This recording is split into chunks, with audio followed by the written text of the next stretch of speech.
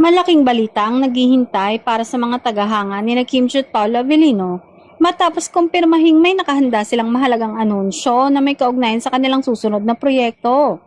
Agad itong naging usap-usapan sa social media dahil sa matinding pananabik ng kanilang mga supporters. Bagamat wala pang ibinabahaging buong detalye, inaasahang opisyal ng ilalangtad ng dalawang kanilang bagong pagsasamahang proyekto. Patuloy ang espekulasyon ng fans kung ano ang magiging anyo ng project. May ilan ang umaasang teleserye ito habang ang iba naman ay naniniwalang maaari itong pelikula o isang espesyal na proyekto para sa digital platform. Dahil sa matagumpay nilang tambalan sa mga naunang proyekto, mataas ang inaasahan ng publiko sa anumang ihahayag ni Kim at Paolo. Marami ang naniniwalang muli nilang mapapatunayan ang kanilang mahusay na chemistry sa screen. Sa ngayon ay nananatiling tikom ang bibig ng dalawang kampo hindi sa iba pang detalye.